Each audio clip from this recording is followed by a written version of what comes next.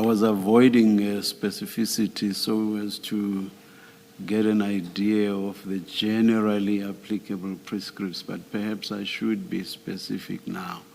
The facts here are that General Sinona was involved in the decision to take the drugs, the cocaine, to Port Shepstone, and in the end, he kept the key.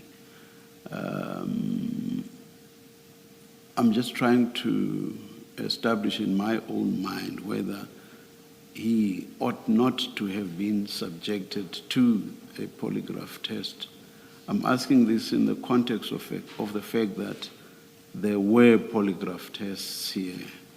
And I assume that everybody who was involved in all of this saga was subjected to such tests, but he was not. Ought he have been subjected to the test, in your view? In my opinion, Commissioner, indeed, he was supposed to be exposed to the process as he played an active role in the Port Shepstone matter. It's not as if he was just the provincial head sitting at a distance. He was privy to the activities. He visited the Port Shepstone offices shortly after the seizure and took possession of the key. That's active participation. It's not as if he was at a distance and that he was not related to this matter. So it's my strong opinion that he was supposed to be exposed to the process. Thank you, General. General, I wanted to follow up on Commissioner Baloy's question and the answer you gave, more for clarification than anything else. Were 7 bricks ever taken from Port Shepstone to the FSL lab for testing? No. They were not? It was never submitted, Commissioners. It was, apparently there was a request for 7 bricks of cocaine to be submitted, yes. But I clarified that point in terms of the process that the investigators would have followed, but it was only the samples that the investigators obtained on the second day when they went back on the 24th. Yeah. So obviously opening the exhibits, obtaining that samples, sealing it, submitting it to FSL, that was the only samples that was submitted, Commissioner. So the 7 bricks were never taken? That's correct. Yeah, okay. That's correct, Commissioner. Thank you. General, we see here Warrant Officer Mpangase is quite the active person with this inquiry. If this were an investigation, I would have assumed he was the investigating officer. Does it mean he was in charge of the inquiry? Because remember we start off, you said yesterday that Colonel Jacob was the person in charge of the operation. And then he went off. Then you have Mpangase, who seems to be very busy here. Would he have been therefore the owner of this inquiry? Indeed, the owner of the inquiry, Commissioner Baloy, in the sense that he's the investigating officer. Okay. But in terms of command and control, the responsibilities of the team leader, which will obviously be a captain or at the level of lieutenant colonel, the unit commander, the provincial commander, as well as the provincial head, under these circumstances where it's a major drug seizure, cannot be wiped out. They've got certain responsibilities in terms of inspections and overseeing the investigation, obviously from a higher level. But to ensure that the investigation is properly conducted, all the possible leads are followed up, exhibits are submitted to FSL in time, or then assist if there's blockages in all these processes to ensure that there's a smooth transition of the exhibits from the SAP 13 facility or wherever it was kept to the Forensic Science Laboratory. Thank you, General. The question, I think, General, why could I say General? Commissioner Khumalo. Umpteenth time, I do apologize, Commissioner. The question that Commissioner Khumalo and I think, were interested, the answer there to in, was relating to the request to FSL for storage, where FSL responds that it doesn't have storage capacity. So it's not the actual submission of the exhibits to. Yes. So then I'll take a step back. You remember in the morning when we started, I pointed out to your section of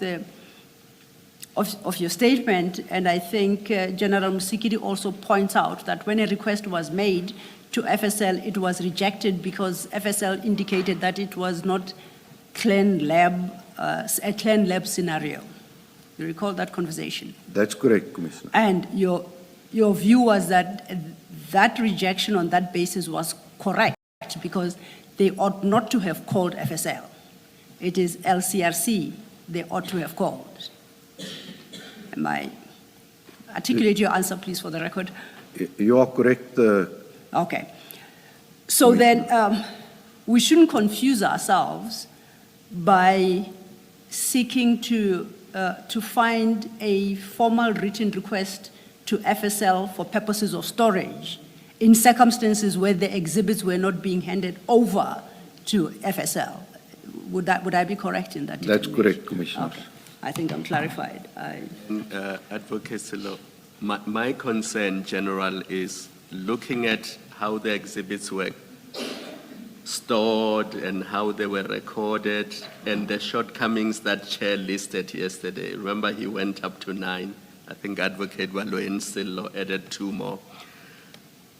From where I'm sitting, and I could be wrong, but it looks to me like there was never an intention to submit these drugs to FSL. There was never an intention to have them tested because of how they were handled throughout and how they were recorded.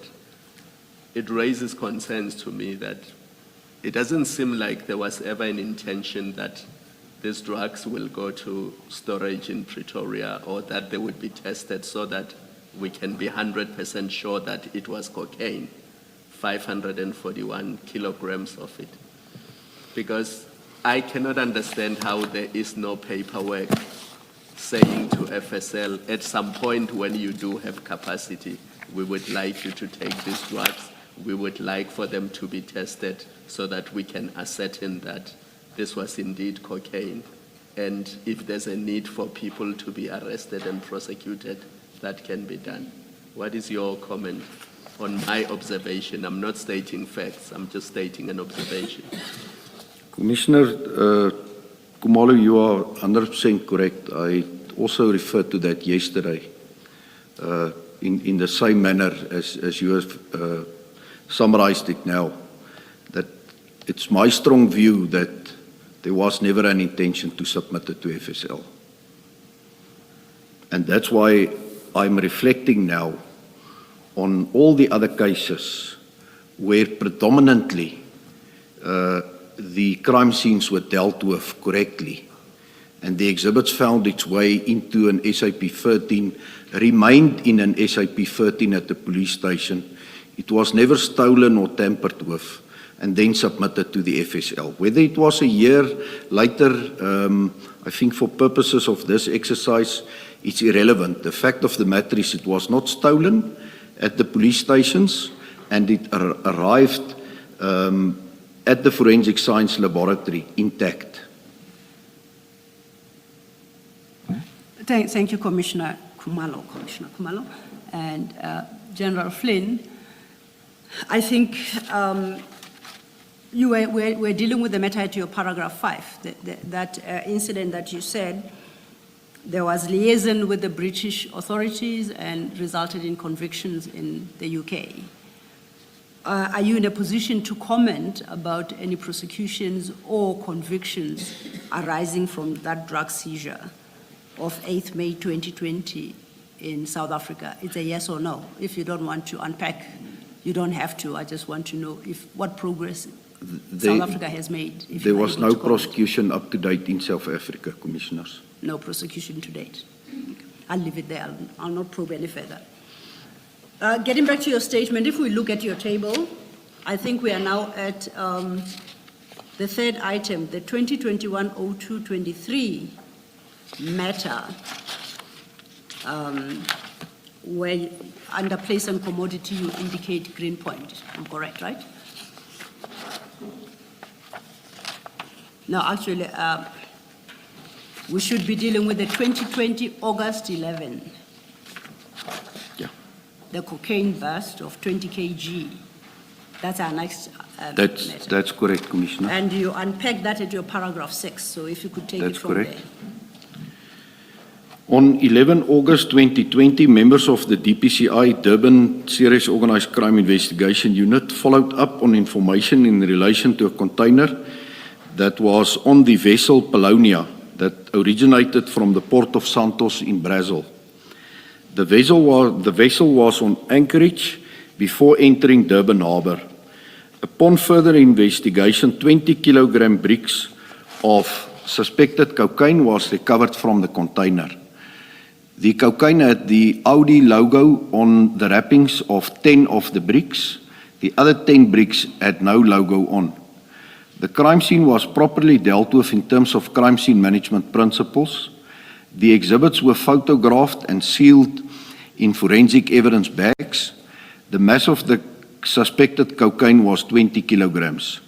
The exhibits were booked in at Durban Central SAPS under a reference number.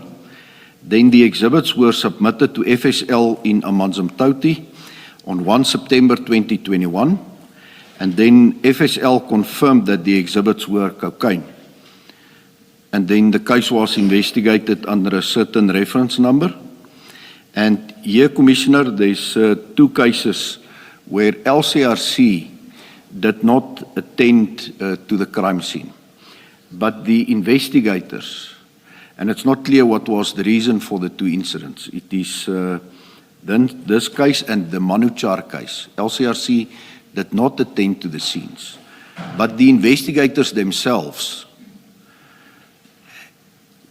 complied with directives by having contemporaneous notes, by taking photos of the exhibits, and properly securing it by sealing the exhibits there and then where it was recovered from the container.